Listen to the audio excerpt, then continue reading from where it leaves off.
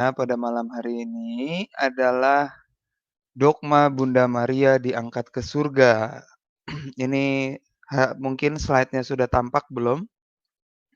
Dogma ini memang ditentukan atau dikatakan ditentukan secara administratif itu. Saya biasa menggunakan kata secara administratif karena ketika suatu dogma ditegaskan ulang dalam ensiklik itu dia berarti dipromulgasikan. Dipromulgasikan di sini itu menyatakan dia dibagikan untuk sesama. Ini jadi kita harus pahami baik-baik sesuatu yang dipromulgasikan itu tentu sudah berakar dalam kehidupan menggereja. Jadi dogma-dogma itu bukan produk kagetan pada tanggal tersebut dia dicetuskan ke publik ya. Nah, balik lagi ke tema, pada malam hari ini kita akan membicarakan promulgasi yang terjadi pada tanggal 1 November 1950 oleh Paus Pius ke-12 mengenai Bunda Maria, Bunda Allah, Sang Perawan Abadi, dikandung tanpa noda, dan yang khusus dibahas malam hari ini adalah dan diangkat ke surga. Jadi ini kita udah lengkap ya dengan membahas dogma Maria, Bunda Maria diangkat ke surga pada malam hari ini. Kita juga mengakhiri perjalanan rohani kita di bulan Maria ini dengan kelengkapan dogma-dogma Bunda Maria. Oke, ensiklik yang menegaskan ulang dogma Bunda Maria diangkat ke surga itu namanya Munificentissimus Deus. Nah, agak berbeda dengan dogma-dogma yang lainnya. Dogma Bunda Maria diangkat ke surga itu berakar bukan dari kitab suci memang, tetapi berakar dari praktek hidup jemaat perdana. Nah, dogma ini berasal dari praktek liturgi yang sudah cukup tua dalam gereja Katolik. Nama buku liturginya ini dalam bahasa Latin ya. Pausatio Nativitas for Heaven. Mors Depositio Dormitio Santa Mariae. Sancta Mariae. Nah, mors itu menunjuk tubuh, depositio memang dia dimakamkan, dan dormitio itu menunjuk pada wafatnya Bunda Maria. Nah, catatan dalam buku tersebut menyatakan bahwa perayaan yang biasa kita rayakan tanggal 15 Agustus ini merayakan dua hal. Pertama, berakhirnya hidup Santa Maria di dunia ini dalam kebahagiaan. Yang kedua, tubuh jasmani Santa Maria diangkat ke surga. Oke, lanjut. Nah, sekarang fakta untuk menjawab pertanyaan yang tadi sudah diungkapkan oleh Saudari Yohana di awal ya, mengenai wafatnya Bunda Maria. Nah, kesaksian ini tentu mengacu pada mereka-mereka yang hidup pada masa gereja perdana. Kenapa harus mengacu pada masa gereja perdana? Kita jangan lupa ya tulisan di Kisah Para Rasul itu, pada waktu para rasul berkumpul di Senakel, itu selalu dihadiri Bunda Maria. Jadi Bunda Maria hidup bersama dengan para rasul. Ini tidak bertentangan juga dengan bagian lain di dalam kitab suci, di mana Yesus menitipkan sang ibunda kepada rasul terkasih. Ya, catatan penting mengenai wafatnya Bunda Maria itu dicatat oleh Santo Juvenal, uskup Yerusalem. Nah, di mana kita bisa temukan catatan Santo Juvenal ini? Itu ada di tulisannya Santo Yohanes Damaskus. Kalau teman-teman mau cari di Google, nama bukunya Orthodoxy of Faith. Itu ada versi PDF-nya, bisa di-download. Nah, isi catatannya adalah Mary died in the presence of all the apostles, but that her tomb, when opened upon the request of Saint Thomas, was found empty, wherefrom the apostles concluded that the body was taken up to the heaven. terjemahan dari teks ini, Santa Perawan Maria wafat di hadapan para rasul. Tetapi makamnya ketika dibuka, ketika diminta oleh Santo Thomas, ini Thomas Rasul maksudnya ya, Santo Thomas Rasul, kubur itu kosong. Nah, dari peristiwa ini para rasul sendiri menyimpulkan bahwa tubuh Bunda Maria diangkat ke surga. Nah, kesaksian Santo Juvenal ini itu dihadirkan pada Konsili Kalsedon tahun 451. Karena pada masa itu Kaisar Marsian meminta kepada para paus, para uskup dan para paus dan paus, maaf tidak pakai kata para paus ya, para uskup dan paus untuk membawa jenazah Bunda Maria untuk dimakamkan secara lebih layak.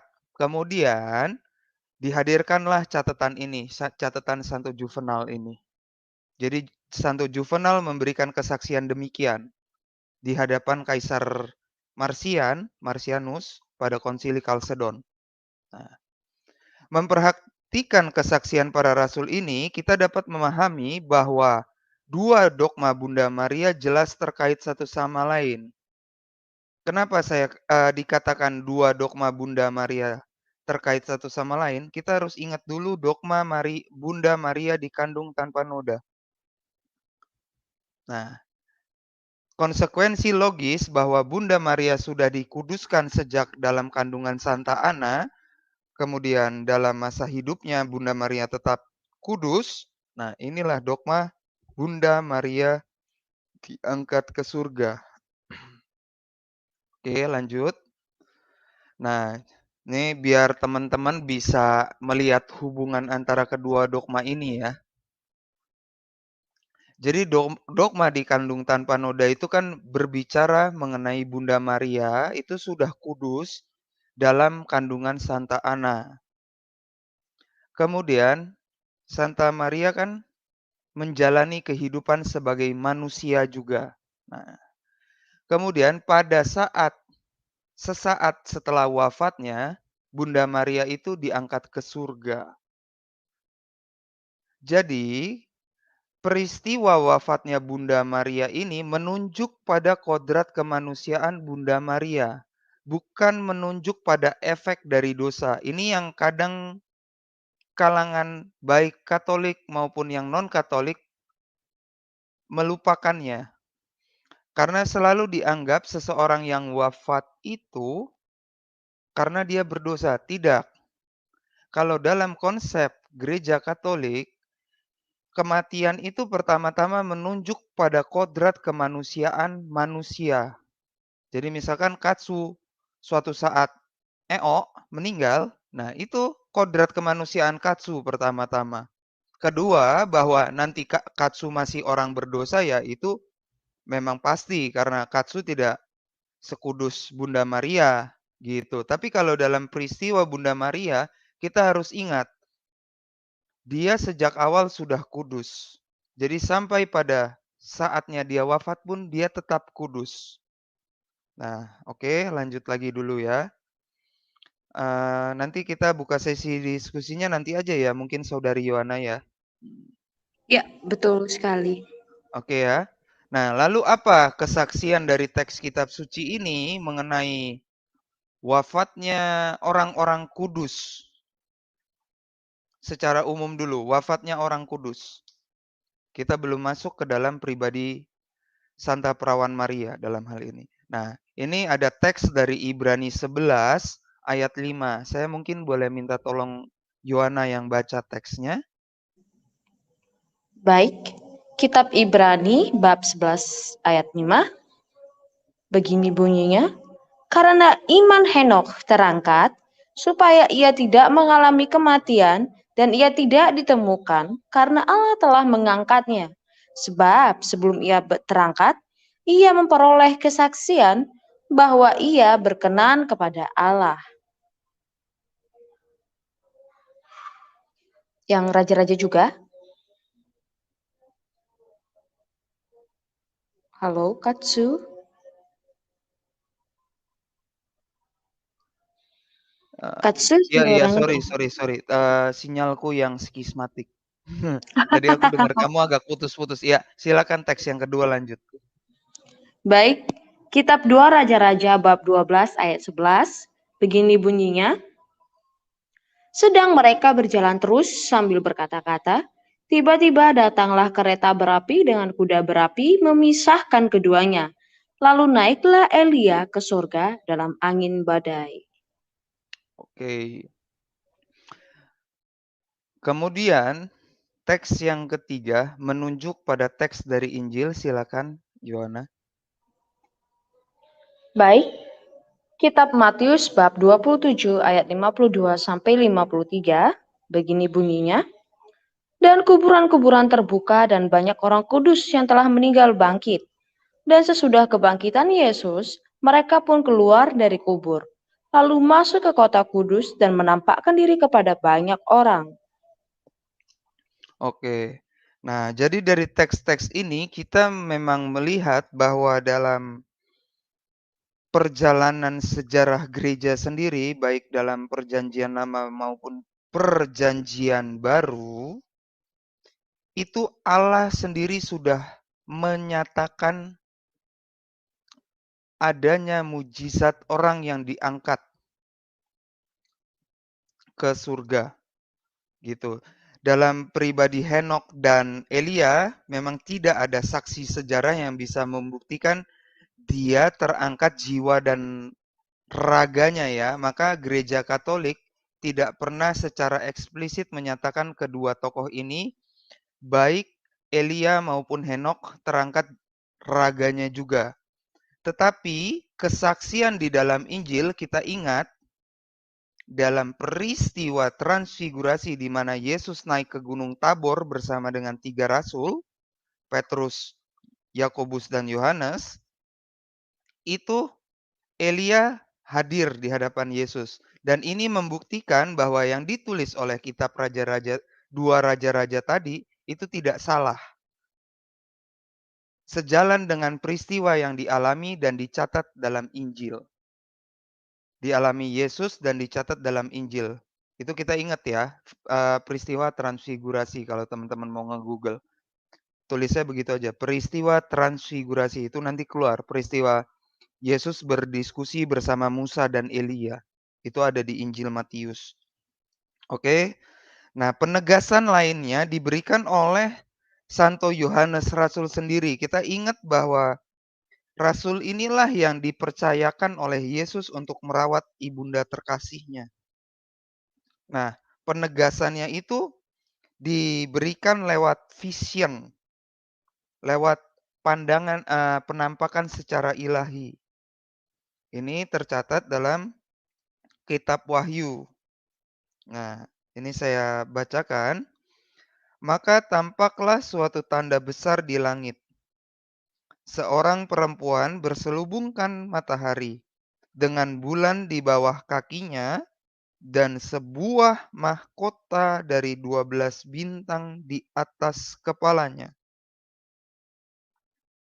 Ia sedang mengandung dan dalam keluhan, dan penderitaannya hendak melahirkan, ia berteriak kesakitan.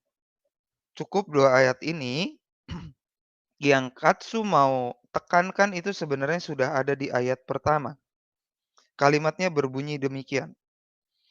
Dengan bulan di bawah kakinya, kita perhatikan ya, dengan bulan di bawah kakinya. Berarti kalau dikatakan dengan bulan di bawah kakinya, bulan itu berada di bawah sesuatu hal fisik. Dalam hal ini kaki Bunda Maria. Kemudian di atas dan sebuah mahkota dari 12 bintang di atas kepalanya.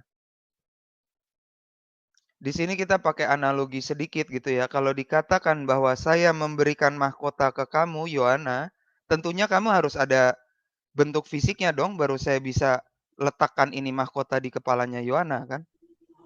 Betul. Begitu analoginya biar gampang dipahami. Oke?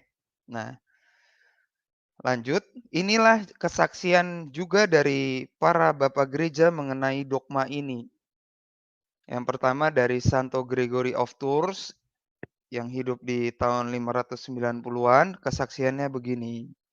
The apostles took up her body on a bier and placed it in the tomb, and they guarded it, expecting the Lord to come. And behold, again the Lord stood by them, and the holy body having been received, he commanded that it be taken in a cloud into paradise, where now rejoined to the soul. She rejoices with the Lord's chosen ones. Yang dimaksud teks ini, para rasul mengambil tubuh Bunda Maria dan meletakkannya di dalam sebuah makam. Ini kita ingat baik-baik, ini gambaran yang sama persis yang terjadi pada Tuhan kita Yesus Kristus sendiri ya. Kita perhatikan baik-baik. Ini kejadian yang sama persis. Jadi Bunda Maria juga dimakamkan, dibawa ke makam. And they guarded it. Dan para rasul menjaganya. Menjaga ini di luar. Menjaga di luar makam itu. Gitu. Dalam menjaga jenazah Bunda Maria, mereka mengharapkan Tuhan sendiri datang. Dan akhirnya Tuhan datang. Dan tubuh yang suci itu diperintahkannya untuk dibawa naik ke surga. Nah, ini penegasan dari Santo Gregory of Tours. Gitu. Jadi kenapa kesaksian-kesaksian iman orang-orang awal pada masa gereja-gereja awal itu sangat penting? Karena mereka ini umumnya hidupnya juga masih jauh lebih murni dari kita sekarang ini ya. Ini harus kita perhatikan baik-baik. Zaman dulu belum ada yang kayak zaman kita nih sekarang, handphone belum ada. Kemudian belum ada lagi mall. Kemudian belum ada lagi diskotik. Jadi pola pikir mereka itu tidak terlalu duniawi memang. Mereka lebih sibuk menggali hal-hal rohani, membaca dan merenungkan kitab suci. Begitu. Jadi banyak sekali di antara mereka di masa-masa gereja awal itu memang mempunyai karunia vision. Dan karunia vision ini bisa menjadi sah kalau disahkan oleh tahta apostolik ya. Ini saya tekankan baik-baik juga. Jadi penampakan-penampakan contohnya kayak tadi Rasul Yohanes itu kita bisa pergunakan itu kan karena keputusan dari penerus-penerusnya Petrus langsung. Linus, Cletus, Clemens, gitu contohnya. Oke. Yang kemudian menulis juga itu Santo Epiphanius of Salamis yang hidup dari tahun 315 sampai dengan 403. Like the bodies of the saints, however, she has been held in honor for her character and understanding. And if I should say anything more in her praise, she is like Elijah, who was virgin from his mother's womb, always remained so, and was taken up and has not seen death.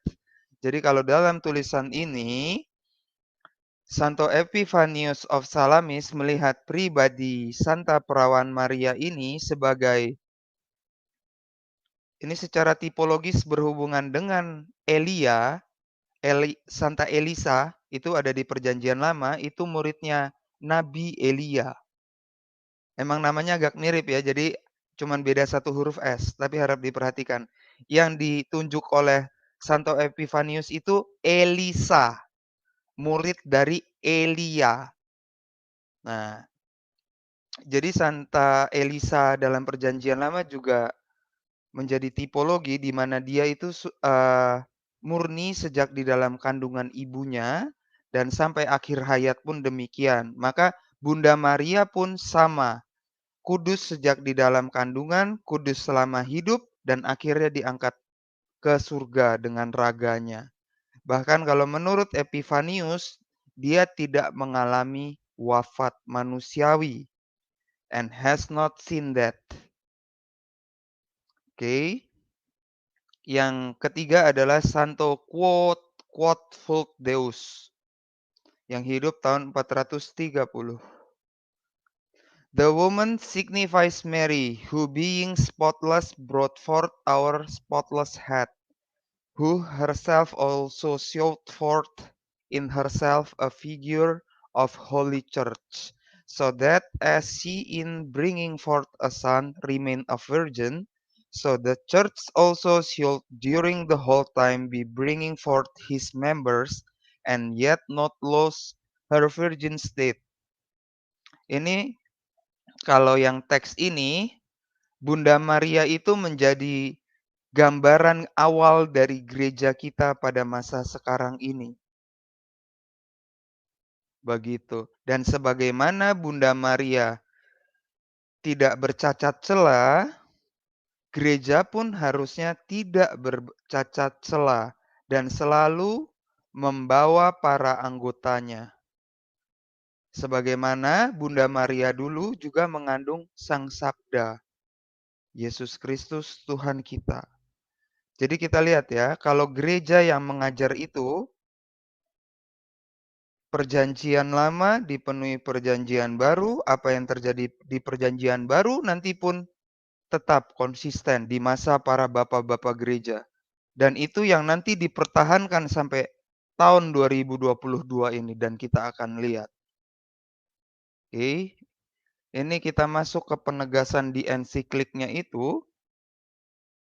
Based on the sacred writings, which is thoroughly rooted in the minds of the faithful, which has been approved in ecclesiastical worship from the most remote times, which is completely in harmony with the other revealed truths, and which has been expounded and explained magnificently in the work, the science, and the wisdom of the theologians.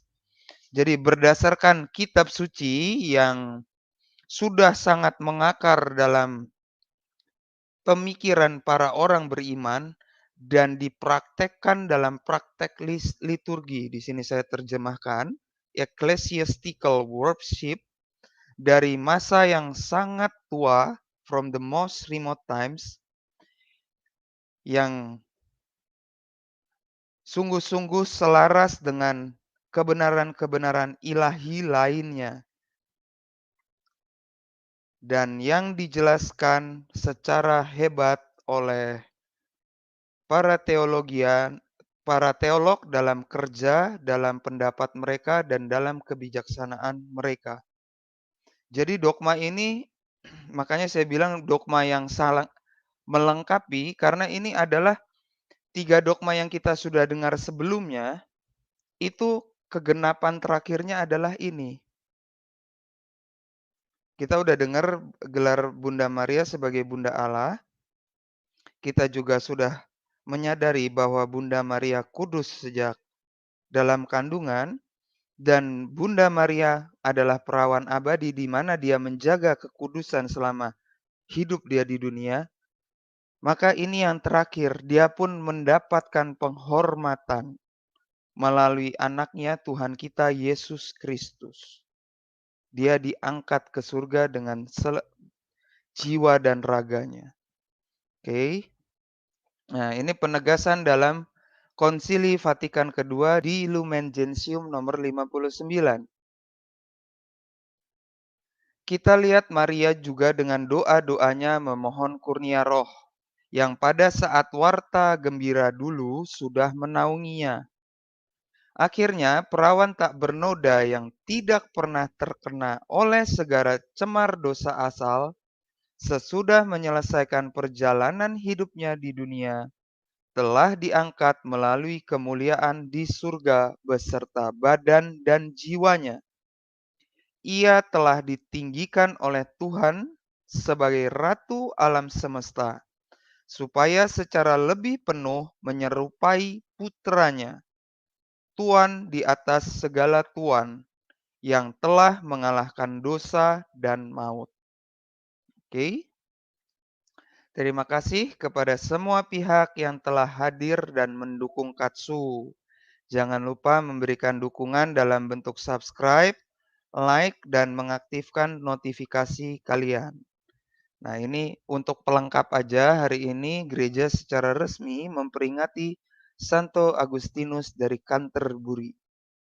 Itu peringatan 26 Mei. Oke.